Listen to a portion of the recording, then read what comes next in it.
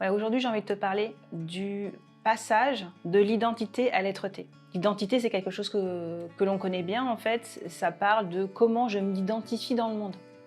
Comment je me reconnais dans le monde, qu'est-ce qui me distingue des autres, qu'est-ce que ça dit de moi. Donc, dans l'identité, on comprendra qu'il y a notre histoire, notre parcours de vie, nos goûts. Voilà, notre chemin vient définir notre identité. Et puis, dans notre identité, il y a aussi la manière dont on se comporte, la manière avec laquelle on va rentrer en relation avec les gens. Mais globalement, quand on commence son chemin de vie, en tout cas pour les gens de ma génération, la plupart sont arrivés avec le concept de l'identité. Et l'identité, elle dépend d'une structure qu'on appelle structure ego. L'ego est la structure intérieure qui nous identifie dans le monde. Seulement, quand on va expanser sa conscience, quand on va passer d'une conscience mentale à une conscience multidimensionnelle, on va passer à une expérience de notre identité ou une expérience de qui nous sommes, beaucoup plus ample, beaucoup plus large, beaucoup plus complète que ce que disait notre identité, que ce que disait notre ego. C'est-à-dire que l'expérience que l'on va faire de soi, parce que ça part d'une expérience, ok, va nous amener à vivre, expérimenter, ressentir des choses à propos de qui nous sommes vraiment, qui n'ont rien à voir, ou en tout cas qui incluent notre identité, mais qui l'ouvrent à des aspects bien plus universels. Et on va passer en fait de l'identité à l'être-té. L'être-té, c'est une conscience d'être et une conscience beaucoup plus large de ce que l'on est vraiment, beaucoup plus large et en même temps beaucoup plus précise, profonde et même j'ai envie de dire féconde de qui l'on est vraiment.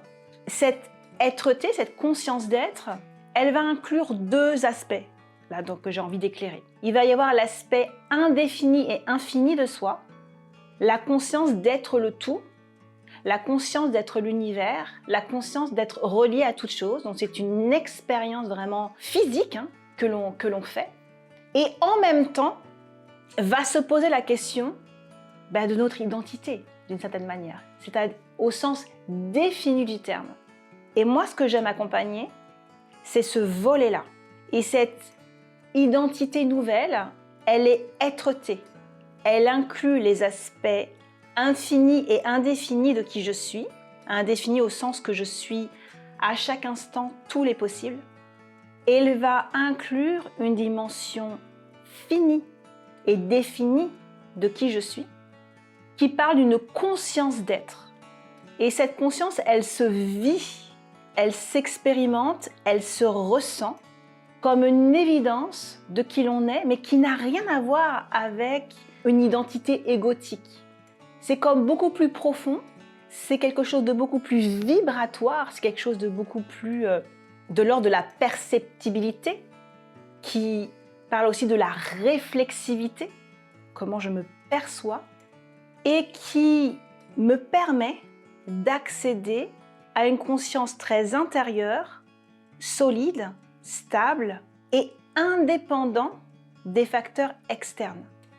C'est-à-dire que l'être-té, aujourd'hui, et surtout dans un contexte où ça se coupe pas mal, socialement parlant, on est beaucoup plus chahuté, en tout cas en Occident en ce moment, qu'on a pu l'être il y a 30 ans. Beaucoup de choses bougent. Cette conscience d'être-té va me permettre d'accéder à un nouveau niveau de sécurité, qui sera une sécurité intérieure par la compréhension finie et définie. Et infini de qui je suis en même temps. Donc c'est une ouverture d'un espace de conscience qui va me permettre d'agir dans le monde d'une manière totalement nouvelle, puisqu'elle s'affranchit des conditions du préexistant pour venir créer autrement.